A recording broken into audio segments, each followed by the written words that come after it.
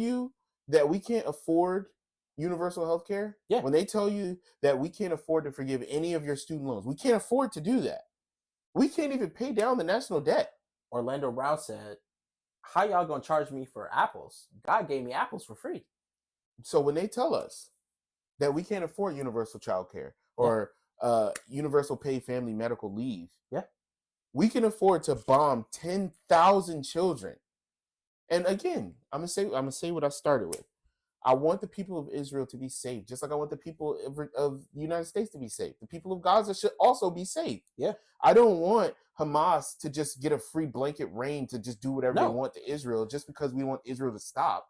But at the same time, you guys, we are paying for the bombs. That's what I'm trying to, like, I need everyone to recognize. Like, to understand what 10,000 children are. That is a small college stadium full of children, all of them dead. Yeah, you just blew it up. All of them. And it's just like the stories, bro, like of all of these children that have been amputated. There's multiple stories. There are zero functional hospitals in Gaza because they bombed them. There are thousands of women giving birth to children with no medical equipment. I mean, think about all the women that have given birth. What happens if you need something? What happens if you need a C-section? There are no functional hospitals. There's no anesthesia. None. So they're doing forced amputations of children with no anesthesia. None. Wait. It's worse because there's also no water. Right. People are drinking seawater. There's no food. Mm-hmm. There's no electricity. Mass starvation. There's no internet. They're not allowing medicine in. So we are at the point, to me, where like I gotta look at you funny if you know, because it's one thing for people who are just like, it's too much, I gotta disengage, I can't value your opinion on this particular issue. Like, you need to really interface with the facts before I can be like, okay, now we can converse about this. But I can at least understand, hey, listen, I got a life, I gotta try and navigate the world that I'm dealing with. As terrible as that is, I can't deal with that. Okay. Yeah. But all of these people on the internet who see everything, you see the videos of people putting their dead loved ones in bags. You see the videos of child after child after child crying because their entire family is dead. You see the videos of people writing their names on all four limbs of their children because they recognize that when their bodies are blown up, they might not be able to identify him. So, that's my son's arm. Like, give me my son's arm back. Maybe we can find his body around here. Like, and then you go and you watch those Republican debates where Nikki Haley and Ron DeSantis are going back and forth talking about, I would tell Bibi Netanyahu to finish the job. Finish what job? They haven't murdered enough children? Look, Netanyahu is the biggest part of the problem to me, okay? Because first of all, it's his responsibility to keep his citizens safe. True. If they weren't so focused on the settlement policy is the problem. It's the problem. Because you like, if somebody came into Texas, if Mexico went into Texas and said, hey, we want this land. It was ours before, and we have just decided that this is ours. So Texas is now an open air prison where we can turn off the electricity, we can turn off the water, we can turn off everything, the gas, whatever, whenever we feel like it. You're not allowed to go into any other states around Texas. You can't come into Mexico either. And we're just going to kind of casually bomb you every now and then. Do we think that the people in Texas are going to just be like, you know what, this is awesome? Or do we think there's going to be attacks? Well, so you have to end the occupation. It's worse than that, because I think you're shooting a lot of bail for like the attitude of the country over there. It's very odd to me that a country that was born out of a Holocaust, like out of what is ostensibly the most heartless, grotesque, like unimaginable mass murder of people, can be so cavalier about mass murdering people. I know that's the part that I've been struggling with, because you know they get that blanket of, well, it can't be a genocide. It's Israel, but it's like really, words have definitions, guys. Well, it's not. I think the problem has always been, and I kind of had this thought when we went over World War II and the Holocaust when I was in like middle school, somebody asked the question, how could anybody ever do this? This is so terrible. I still ask that question. And my history teacher said something really insightful. I can't remember her name. Really nice lady. Which grade is this? This was 8th grade. And then I had another conversation. Was it Mr. Goen? What was the big white guy, glasses, long hair? He was a really good history teacher. Mr. Plude? Mr. Plude. He was another guy that I had like history conversations with. I didn't have Mr. Plude. I had Mr. Gordon and Miss Hatfield. I had Mr. Gordon in high school, I think. Yeah, both of them were in high school. Mr. Plude was in high school too. I had Mr. Plude my freshman year, I think. Anyway, the teacher said, well, you have to remember, Germans at the time were just regular people. And I want you to remember that we could be Nazis one day too if we're not careful. It's really easy to dehumanize people and to decide that they don't deserve the same kinds of rights you deserve and they're something other than a human, and then to treat them that way. So you have to be on guard that you never find yourself in a place where you're excusing treating another person not like a human. And that stuck with me. It stuck with me till this day. And we were only about 120 years away from doing that to black people. I mean, slavery only ended in 1865. But we're talking about 1939 when World War II started.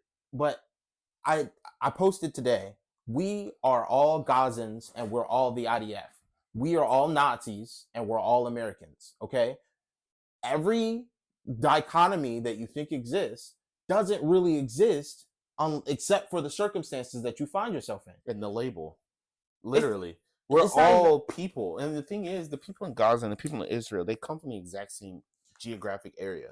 They're just bombing each other. And it's like, bro, like... Yeah. So we're going to wrap this up because it's depressing. It's too much. And like when I talk to the people and they're just like, well, you know, we can't criticize Israel because it's Israel. And it's just like, bro. Like I can't have an intelligent conversation with people like that. And I can't do it. Because I'm at the point, and this is me and Guy have a real conversation about this, okay? Mm-hmm. Because I just can't accept that the country that's calling itself Israel right now is like God's Israel. And arguably, if you read the Bible, Israel did a lot of stuff that God was like, hey, I don't like that. Well, arguably, again, this has to be in that list. Well, it has to. Well, again, this assumes that these people who are saying, hey, we're God's people, are really God's people. And they're not like, you know, somebody else. Well, that's the thing, right? Because I was asking Dad about this. I was like, I don't know if this is God's people or if this is just a guy doing this stuff. Because to me, the government leadership is just like, yo, this is what we're doing. And it really reminds me, I'm just wrap on this. It really reminds me of when George W. Bush used to say, you know, I prayed and God told me that this is the right thing to do. So we're going to invade Iraq. Like, maybe that has nothing to do with God. Maybe this is just a guy. Maybe that was just you. It's just a guy that decided, you know what? I'm going to do a thing. Hey, listen, at the end of the day, it's terrible. And I know, like, I can't vote for Joe Biden. So I don't know what I'm going to do come November. I really don't. I have to think about it. I have to pray about it because I really don't know. I can't vote for that guy, but I'm not voting for Trump. So I don't know what I'm going to do. I'm probably not going to vote for RFK Jr. either because he got a worse opinion than Biden somehow. Yeah, I know. He will. Anyway, look, let's get off it. We're not even going. But I think once the primaries are over, I think you're really undercounting how much of a factor RFK is going to be in the final numbers. I really don't think the fact that both Trump and Biden are like the most unpopular people who have ever run for president is... Trump's even more unpopular than he was last time. I didn't even know that's possible. And that's what I'm saying. So I don't think that can be overstated. So the fact that there is another guy, if he manages to actually be on the ballot, there's a lot of stuff working against him. He's got a lot of hill to climb. And also, he's got a lot of Trump support, not a lot of Biden support from what I've seen. So he has a lot from both, but it's different camps. Now, one thing that I think is really going to hurt him is he totally lost any like progressive left type support because one, the Israel stuff, but also there's a lot of times where he can be very cogent and the things he's saying make perfect sense, and then you can tell when he kind of veers off to his like script, his prepared talking points, because all of a sudden the things he's saying don't make sense anymore, and you can't do that anymore. Everybody, one thing that I really appreciate about the generation coming up behind us is they're actually listening, because they are paying attention to everything you say. How much of our parents' generation just blindly just color votes? Like they're just like, oh, I'm red. I'm red, I'm so blue. Red team. Like they don't even know they don't even know what's happening. Where I look on TikTok and you watch these videos of the younger generation, and they're like, the Sunrise Movement is a perfect example where these kids are like, no, like this is terrible, bro. What are you doing? And so this is what we're gonna do. We're gonna get off the politics kick now. We're gonna have a little bit of fun. Hey, I like fun. What you got? But I'm telling you, we'll be back with this stuff next week. Yeah. Because it's all going to get so much worse. Oh, you know it. Listen, it's all downhill from here. So, all right. So we're going to get off it for now. Positivity. What you got?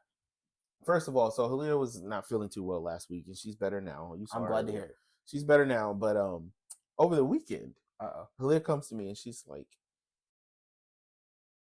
out of nowhere, too. I didn't even ask. And she's like, yo, I keep asking you, when are we going to watch Harry Potter? And I was like, she hasn't seen it? No. Like, she's like, oh, she said, I rented out one of the books once. So just so I could have a chapter book. Did you say rented out the library? Books? One of the books. Once. And then she just stopped? She read probably 10 pages. Stop it.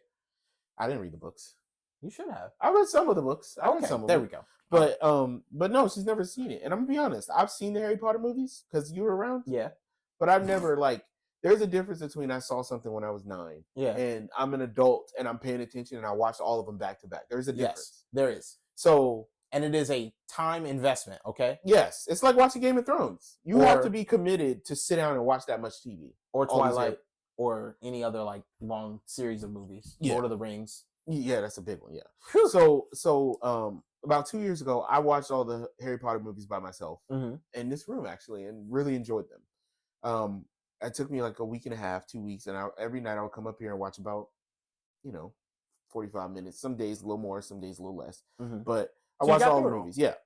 And I really, really enjoyed it. And since then, I've been trying to get her to watch them with me so I can watch them again. And she said, no. Bro, when I tell you, bro, are you excited? She is addicted. She's all the way in there. So, listen. But it's one thing is with watching shows with her, it's kind of annoying. Is she gets bored. So we started Power twice. And the second time we started Power, I was really enjoying it. And then she's like, I don't want to watch that anymore. You know what's terrible? I'm like a month invested in all these. We on season 3. What are you doing? I feel so bad. I'm sorry, Justice. I do the same thing, bro. Okay? What is? So here's a problem. All right, if I'm watching something and my mind starts to wander, I'm like, all right, that's enough of this for right now. You need to download Monopoly Go on your phone, play Monopoly on your phone, and watch the show. I don't want to do that because, funnily enough, me and Justice usually are playing TFT. Shout out to anybody who plays TFT on League of Legends. Oh. It's a League of Legends I don't want to say side game, but it's a game related to League of Legends. And y'all play together? Yes. Yes. Yeah. We play Call of Duty Mobile together, and we play Monopoly together too. I've seen her playing Call of Duty Mobile. She kind of slick with the sticks. Yeah, she's good at it actually. Yeah. Yeah. And I remember showing her how to upgrade her weapons because she's like, I don't understand why my gun don't kill nobody and his gun keep killing me in one bullet. I'm like, did you update it? And she's like, you can do update it. What are you talking about? And I was like, using the same stock weapon from day one. And she's like, yeah. She been using an M16. Literally, the whole no attachments, no perks. I'm like, so I went up there and she had been playing for months. So she got all this money and points, and I was like, bro. And literally, I upgraded it to max at once. It's supposed to take you a long time to do that. Right. So yeah, no, but she's actually pretty good at Call of Duty Mobile. She ain't better than me, but she alright. She alright. It's like we come up here and we play Madden every now. You see, it's right there. We come up here and we play Madden every now and then, and she's me and Justice. She's okay. We play in ranked mode. So we both are Silver 3, which is on what game is this? This is on TFT. Okay. So we play together, and we're both Silver 3 right now, which I'm assuming is good. Silver 1 is the best in the Silver tier. Silver 4 is the worst. and we've been stuck in Silver 3 for a long time. So we trying to make it the goal. That's our together goal. We play a couple of games every other day or so. Do y'all play any other games together? We play like board games together. We've played a couple of, what do you call it, like escape room type games on Steam together. We need to have another game night, bro. We do. The last one was really fun. It was, actually, and I got some new games for us to play. So we did too. So yeah, hey, we need to set that up. That's gonna be some off pod activity. Because yeah, I know, right? Yeah, maybe we should. Hey, that would be fun. Listen, but if y'all want to see us play board games on camera, you guys would probably get a serious. You're gonna have to request that like a lot because we don't want to do that. You guys would love the league. She's awesome. She is. She's great. That's why I married her. Yeah, had to take her off the market. So, but yeah, so we've been watching Harry Potter. So now we're on the Goblet of Fire. It's the best one, in my opinion. Yeah, the part where it's the best book too. And then spoiler alert if you haven't seen Goblet of Fire, but it's been out for like 10 years. Literally, the part where he's taking on the dragon by himself. Yeah, and he flies away on his broom. Yeah, like before that, when the broom comes in, because it's silent. When the professor was telling him, he's like, all the other players, they have something that's their strength. Like, what are you good at? And he's like, I was like, man, I feel that. Yeah.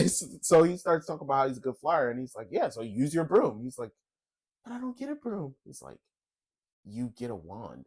Bro, so, like, you have literal magic. Or like, bro, that's one thing that I do love about the show. Now, the movies, the one criticism that I have is, upon rewatching, I realized they're a bit heavy-handed in trying to make a point. Yes. So, point number one that I noticed in the Sorcerer's Stone, the first movie, is clearly Slytherin is the bad school for all the bad kids. Yeah. And Malfoy is the worst. Is a bad kid, and he's a little B word.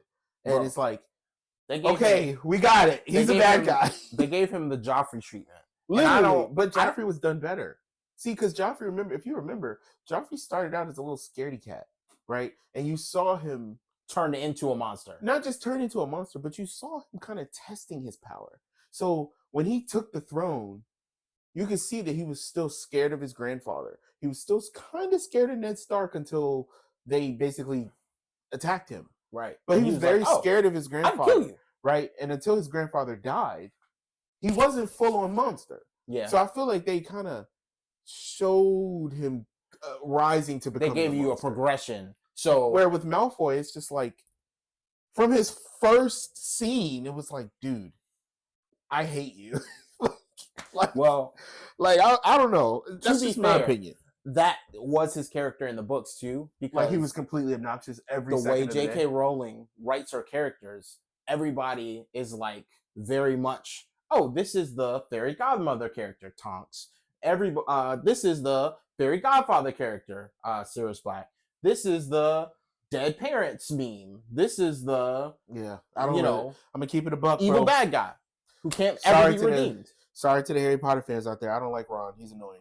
Sorry, I said it. I mean, Ron is annoying, bro. He's annoying. He's emotional. He's rude to Harry sometimes, and I don't like it. I don't like that his mouth is always full, but it never looks like he's chewing. I don't like it. That's so specific. Why? I also don't like the way Hermione cries. Maybe because you she don't cries like the actors. On a 10 day one. I do like the actors though. I don't like Ron. I don't really like Malfoy. Poor Rupert Grint. I don't like Ron, bro. It's like annoying. It's annoying me every time he comes on the screen. I wish you had read the books. There was a series that is not a movie, so you're probably never going to see it. But it's called Harry Potter and the Methods of Rationality, which it was really interesting to me. I really like that version of the story. I think basically it's if Harry was a hyper-rationalist and approached magic in the Harry Potter universe with like a scientific direction. This is so you because I'm like already half asleep. So go ahead. That is so rude.